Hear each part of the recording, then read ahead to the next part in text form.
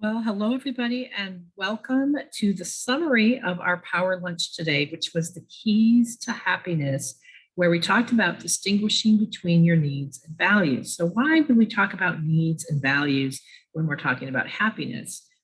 Because when I think about what the key is to happiness from a coaching or a personal development standpoint, essentially what I'll tell you is we want to have you get all of your needs met so that you can build your life around your core values. And getting all your needs met is kind of like getting all of the negative emotion out of what goes on every day that kind of distracts you from the positive emotion. That's a little bit of an abstract concept.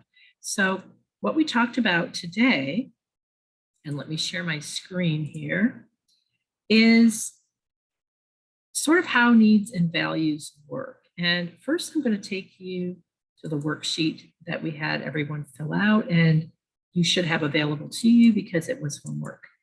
So on the worksheet, we had you write everything that was most important to you. And this could be words like freedom or connection with others or friendship or family. But then I asked you to also write things like one person said, hiring a good lawyer. One person said, I really wish that my kids were more stable. My adult children, they worry me. So it's important to me that they live happy lives and that they are successful and that they're not in any danger. Someone wrote, it's really important to me that I don't mess up and make mistakes around my clients. So those are other examples of things that are important to us, right? And what we want to get is kind of a complete list of what's going on with you right now, what's important to you right now, so that you can compare and contrast. And what you're going to notice is that as you look at each item on your list, it may have a different quality to it. And in some cases, you might have two aspects of it. So the person that shared the example of having my family, right? Having my family and my kids be happy, my adult children be happy. That was a great example that we went through because in that example, having my kids happy and having my family together, that can be representative of core value. And you can imagine the feelings that go along with that when everybody's happy and together in your family, if family is one of your highest core values and if you enjoy being with your family. And so if that's the case, that is what it would feel like to be living your value, is having those people that you enjoy in your family together and enjoying the relationships. But there's a different feeling when you think about, well, I'll just say when you begin to worry about your children, right? So as a parent, you're worrying because your children may not be making the right decisions or maybe getting themselves into trouble or may not be very happy. And you feel all these negative emotions related to that. All of that is related to your unmet needs, but sometimes it's hard to see how the two are connected. But what we talked about in class is, for example, and I'm going to continue with that example because it was such a good one. If I really do some deep self-examination and my worry about my kids is about me feeling like if my kids don't do well, that makes me a bad parent, then that's one aspect of this that's about me getting my own needs met, my own need being my self-esteem need of being seen as a good, responsible parent. So if I can get that detached, that's going to get some of the negative emotions out of my desire for my kids to be living their lives in a certain way. Now, what if my worry has nothing to do with me being a good parent? What if my worry has to do with my fear that my kids might inadvertently hurt themselves, right? Or just be miserable. I don't want my children to have pain. And so again, there's a part of that you have to get a little bit philosophical. And we talked about when our children, although it's horrible as parents for our children to have to go through pain, don't we all have to go through some pain in the world in order to build resilience? And aren't we all going to go through some pain in the world just by virtue of being human? And so is there a way that you can be there for your children when they're in pain in a loving and supporting manner, as opposed to that fearful manner, trying to control their lives to protect them from pain, which is impossible? And so an exercise that we talked about doing on the call is this facing the fear, making yourself okay, even if bad things happen to others. So if the worst thing happens, how will I handle it? So what we did, and we came up with a few other examples in class. One was, what will happen if something doesn't go right in the business, and I let my clients down, and we kind of expanded on that. And then we talked about uncertainty, not knowing how to do things right in a business and wanting to make sure that things are done right so that bad things won't happen to people, so that they don't have really bad financial outcomes, for example. And so there's a component of that to safety. So we're able to take all of these negative emotions and sort of tie them back to core unmet needs. And the idea is if you have your core unmet needs met, you're still going to be dealing with these situations, but you're going to be dealing with them from a much more effective place and a much calmer and a much more confident place. I'm going to turn off the screen share so that I can talk a little bit more about that.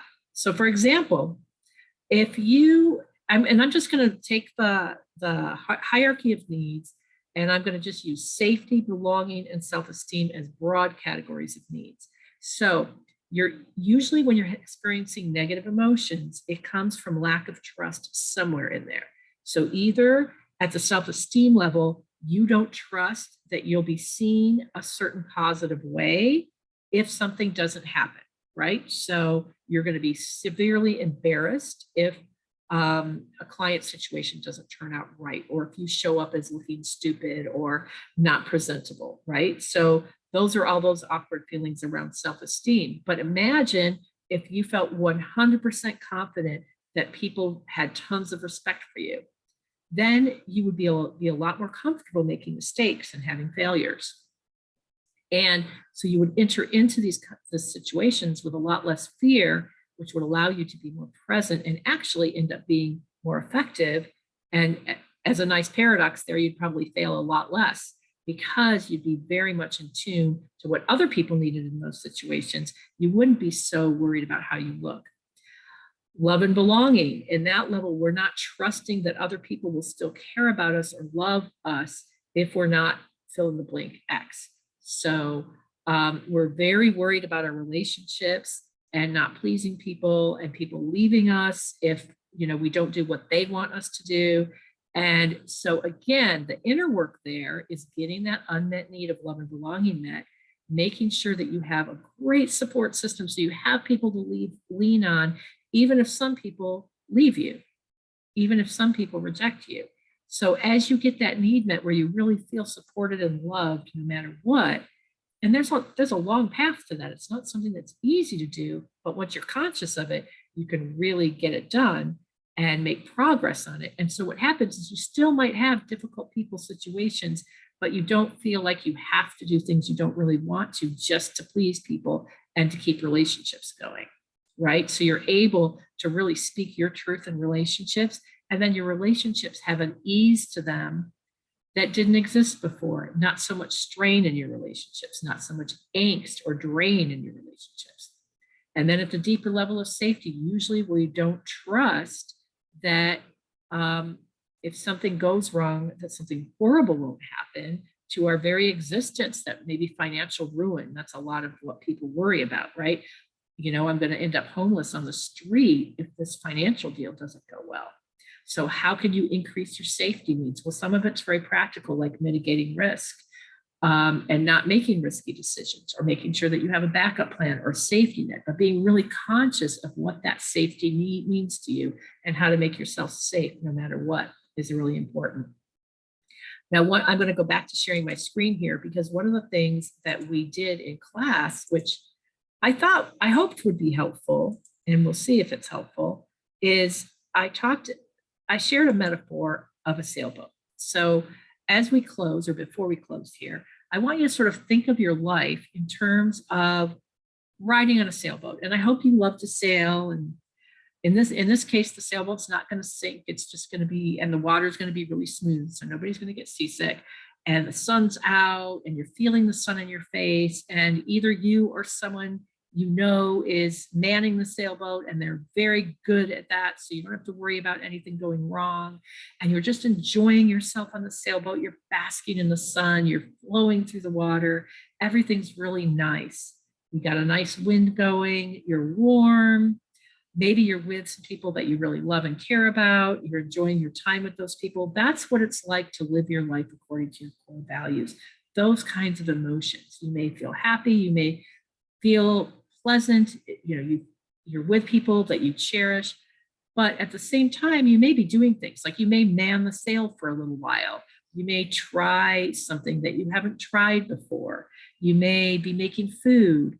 So you may be brainstorming or having a crucial conversation with somebody that you're in relationship with on that boat. So there's a lot of things that you're doing that are really important as you're on this journey, but you're doing it amongst that basking in the sun and with those happy moments.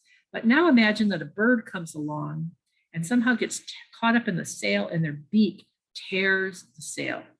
And so there's a big rip going down the middle of the sail. And now all of a sudden you don't have that sail power. Then what happens? Well, that's like having unmet needs. So even if you decide to ignore it, you're probably going to be worrying about it. Like, well, what are we going to do? How are we going to get to shore? What happens when we run out of food, right? There's really only one thing to do, and that is rally together and figure out a way to repair that sail. And then once the sail is repaired, let's say you do it successfully, then you can go back to living your life in that natural, wonderful, warm, loving way that we were talking about before the sail got torn. But the thing with life is that every time you're worrying about something, that's like having a hole in your sail. Every time you're feeling an urgent need to fix something, even if it lasts for months because it never gets fixed, like, I have to get these pounds off, or I have to find a boyfriend, or, I have to make $1 million. And, I've been having to make $1 million for the last 3 years and I haven't gotten anywhere close, but I still feel that sense of urgency. That's all about having rips in your sail.